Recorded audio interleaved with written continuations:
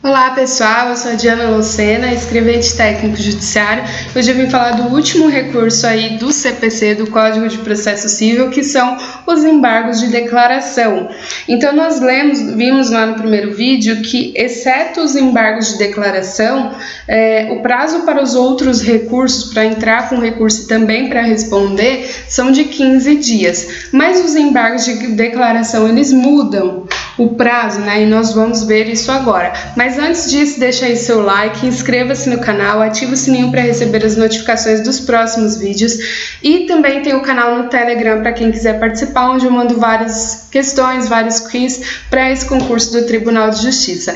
Vamos aí para a letra de lei. Se você não viu os vídeos anteriores, dá uma olhada que tem muita coisa do CPC, muita coisa do CPP, muita coisa do direito penal também. Vamos aí para a letra de lei.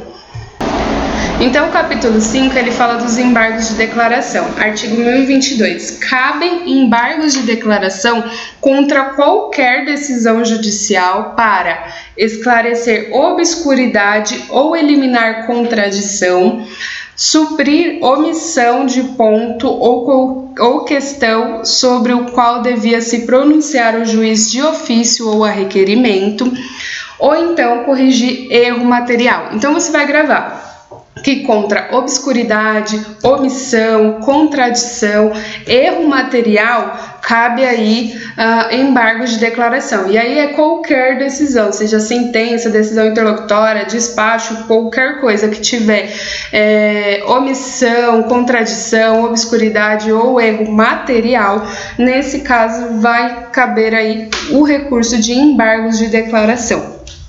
Parágrafo único. Considera-se omissa a decisão que 1. Deixe de se manifestar sobre tese firmada em julgamento de casos repetitivos ou em incidente de assunção de competência aplicável ao caso sob julgamento. 2. Incorra em qualquer das condutas descritas no artigo 489, parágrafo 1º. Então, eu vou ler aqui o que diz no artigo 489, parágrafo 1º. Diz assim: não se considera fundamentada qualquer decisão judicial, seja ela interlocutória, sentença ou acórdão, que 1. Se limitar à indicação, à reprodução ou à parafrase de ato normativo sem explicar sua relação com a causa ou com a questão decidida. 2. Empregar conceitos jurídicos indeterminados sem explicar o motivo concreto de sua incidência no caso. 3. Invocar motivos que se prestariam a justificar qualquer outra decisão.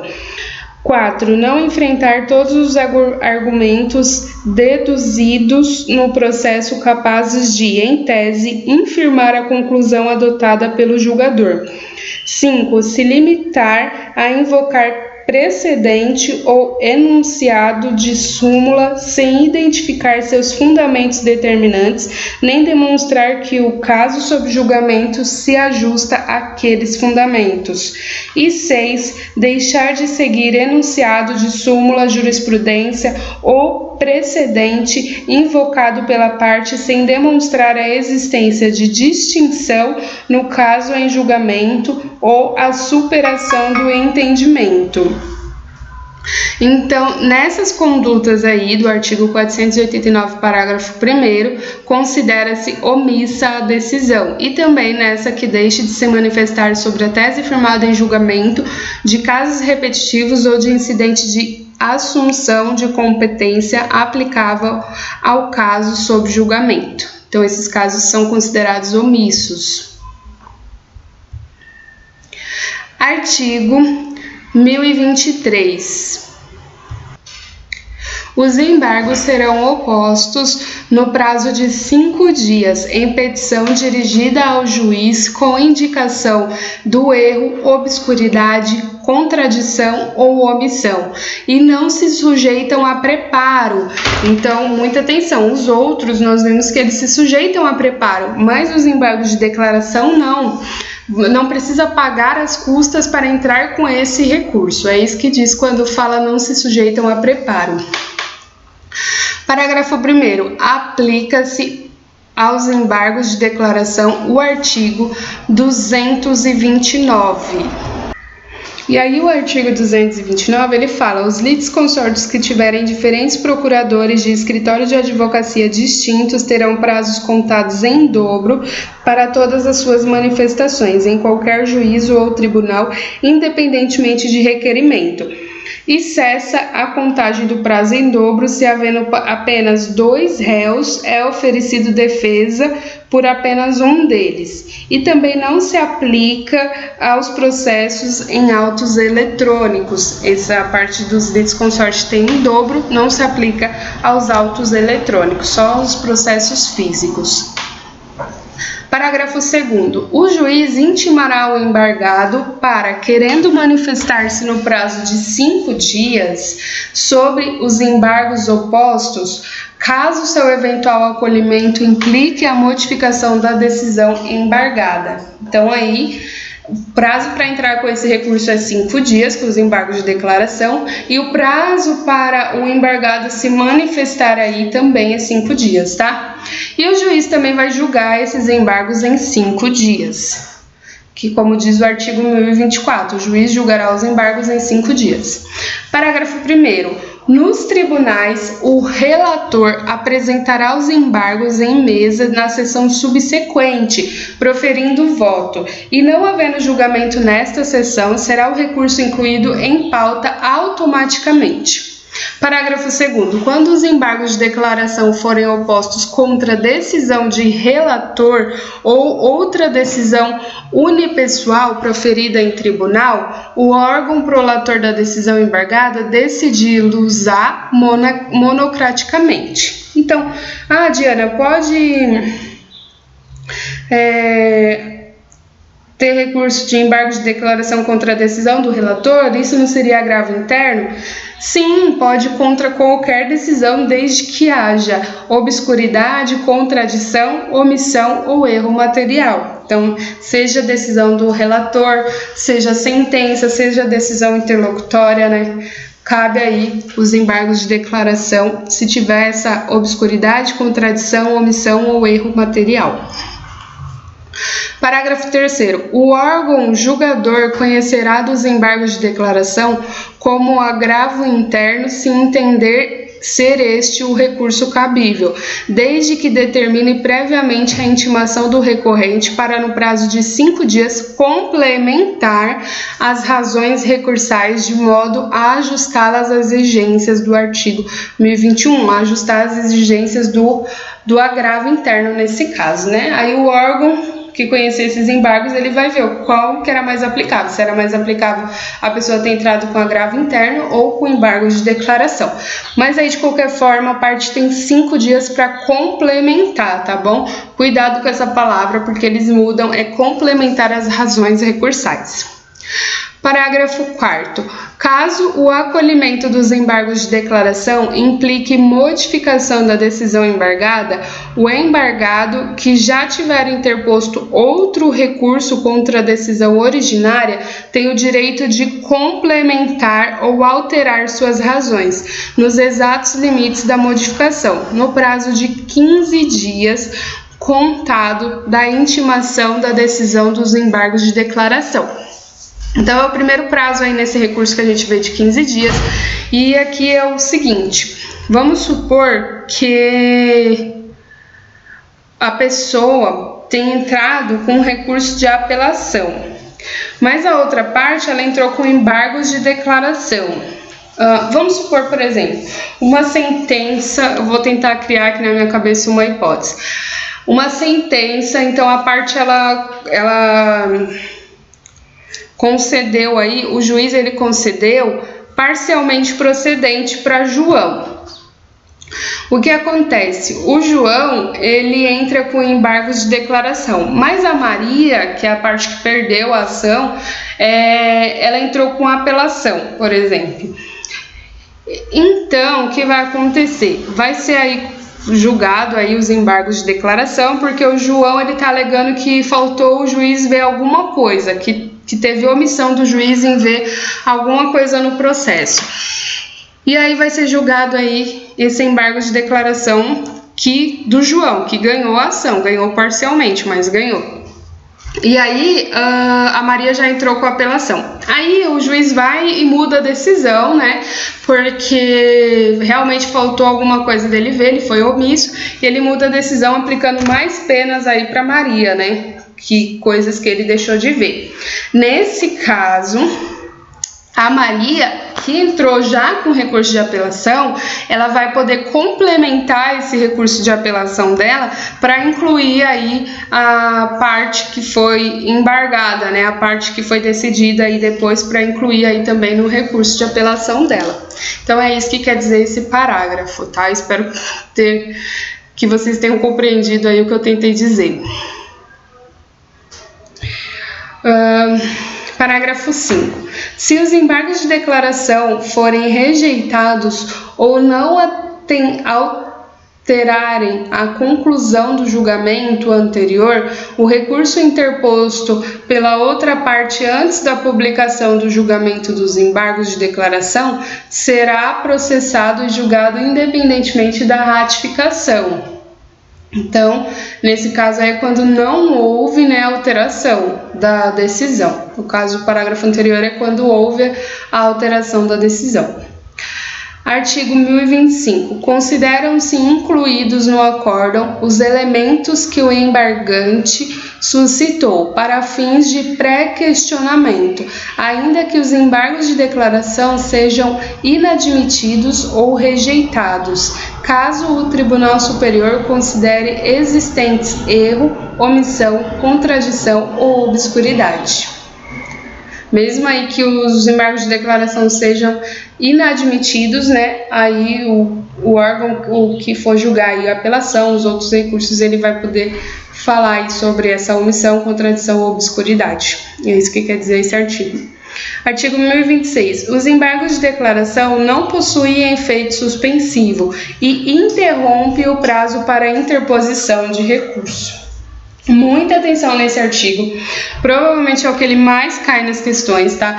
Então, assim, lembra que eu falei que lá a apelação, em regra, ela tem efeito suspensivo e que, tirando aquelas 6 hipóteses lá que não terão efeito suspensivo, em regra ele tem. Aqui, ao contrário, os embargos de declaração, em regra, eles não possuem efeito suspensivo, eles não suspendem a eficácia da decisão. Então, vai poder aí ser cumprida a decisão, independente de terem interposto aí, opostos, né, esses embargos de declaração.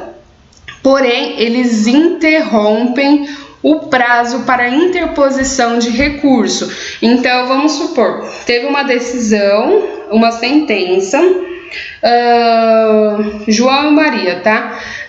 Aquele mesmo exemplo, só que teve a sentença, aí João entrou com os embargos de declaração, nesse caso interrompeu o prazo para Maria entrar com recurso, então a Maria só vai começar a contar o prazo para ela entrar com apelação depois que for julgado os embargos de declaração. Eles interrompem o prazo para a interposição de um outro recurso, de qualquer recurso, tá? Eles interrompem, então depois que vai começar a contar. Parágrafo 1º. A eficácia da decisão monocrática ou colegiada poderá ser suspensa pelo respectivo juiz ou relator se demonstrada a probabilidade de provimento de recurso ou sendo relevante a fundamentação se houver risco de dano grave ou de difícil reparação. Em regra, eles não possuem efeito suspensivo, mas nesses casos o relator ele pode aí suspender a eficácia da decisão. Nesses casos aí que tem a probabilidade do provimento do recurso e que houver risco de dano grave ou difícil reparação. Parágrafo 2º. Quando manifestamente protelatórios os embargos de declaração, o juiz ou o tribunal, em decisão fundamentada, condenará o embargante a pagar ao embargado multa não excedente a 2% sobre o valor atualizado da causa. Lembra que eu falei lá no vídeo anterior do agravo interno que a multa lá é de 1 a 5%. Aqui nos embargos de declaração a multa é de 2%. E se houver aí, quando for nos casos protelatórios, né? E se houver aí a reiteração desse embargo de declaração, a multa vai ser de até 10%. A gente vai ler no próximo parágrafo isso. Na reiteração, os embargos de declaração manifestamente protelatórios, a multa será elevada a até 10% sobre o valor atualizado da causa. A interposição de qualquer recurso ficará condicionada ao depósito prévio do valor da multa, à exceção da Fazenda Pública e do beneficiário da Justiça Gratuita, que recolherão ao final. Parágrafo 4. Não serão admitidos novos embargos de declaração se os dois anteriores houverem sido considerados protelatórios. Então, em regra, vai acontecer o quê? Tentou fazer aí, entrar com embargo de declaração para realmente fazer com que demore mais para ganhar tempo, né? Quando são manifestamente protelatórios, quando a parte só quer ganhar tempo, e isso acontece, tá? Então, se for aí visto que realmente é manifestamente protelatório, a parte vai ser condenada a pagar até 2% de multa do valor da causa ao embargado. Se ele reiterar esses embargos e for considerado manifestamente protelatório, na reiteração ele vai pagar uma multa de até 10%, o embargante para o embargado, exceto aí a Fazenda Pública e o beneficiário de Justiça Gratuita, que vão recolher essa multa aí no final, que aí o julgamento vai ficar... Não vai poder entrar com outro recurso se não pagar essa multa, né? Exceto a Fazenda Pública e o beneficiário da Justiça Gratuita. E não vai, depois desses dois embargos, depois que trouxe o embargo protelatório e depois que reiterou um embargo protelatório, não vai poder entrar com embargos de declaração novamente, tá? Então, se os dois tiverem sido protelatórios, não serão admitidos novos embargos de declaração. Então é isso, vamos para as questões. Mas antes disso, deixa aí seu like, compartilha com seus amigos, dá aquela força pro canal, inscreva-se no canal, ativa o sininho para receber as notificações dos próximos vídeos. Quem quiser ir lá no Telegram, tá aí o link para poder me seguir no Telegram e responder muitas questões para esse concurso do Tribunal de Justiça. Vamos para as questões. Número 1. Os embargos de declaração têm prazo de: letra A, 5 dias de qualquer decisão, B, 10 dias de qualquer decisão, C, 5 dias de despacho e 10 dias de sentença e acórdão, D, 5 dias em caso de sentença e 10 dias em se tratando de acórdão, ou E, 10 dias em caso de sentença e 5 dias em se tratando de acórdão. Não, gente, é 5 dias de qualquer decisão, tá? É a alternativa A. 2. Caso o acolhimento dos embargos de declaração implique modificação da decisão embargada, o embargado que já tiver interposto outro recurso contra a decisão originária, A, deverá desistir do recurso interposto, B, poderá complementar ou alterar suas razões nos exatos limites da modificação, C, poderá no prazo de 15 dias apresentar novo recurso, D, deverá aguardar o julgamento do recurso em que se levará em conta a modificação feita, E, deverá ratificar o recurso interposto.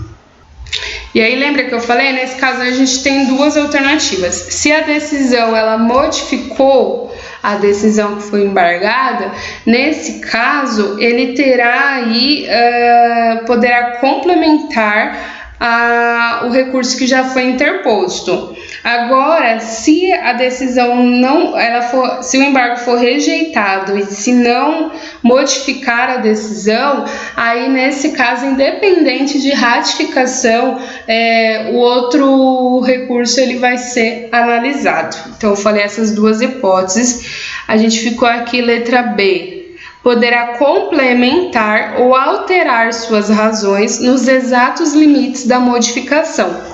Tem que ser só nos limites da modificação, tá? Então, é a letra B de bola. Próxima questão. Mateus ajuizou ação contra seu município, buscando reparação de danos morais, alegando que seu nome foi equivocadamente inscrito no cadastro de inadimplentes. O município apresentou contestação, a ação foi julgada improcedente e o município condenado a pagar as custas e honorários advocatícios em favor de Mateus. Diante da situação hipotética, o município, por meio da sua procuradoria, deverá: letra A, opor embargos de declaração no prazo de 5 dias endereçado ao juiz da causa para que ele corrija a sentença. Letra B, interpor apelação no prazo de 15 dias endereçadas ao juiz da causa para que modifique a sentença. Letra C, opor embargos de declaração no prazo de 15 dias endereçados ao juiz da causa para que ele modifique a sentença. Letra D, interpor agravo de instrumento no prazo de 15 dias endereçados ao tribunal para que a sentença seja reformada. Letra E, opor embargos de declaração no prazo de 5 dias endereçado ao tribunal para que a sentença seja reformada. Então, eu trouxe essa questão porque na hora da prova você vai estar tão cansado, vai ler tanta coisa e aí você vai acabar caindo numa questão dessa se você não tomar cuidado, tá bom?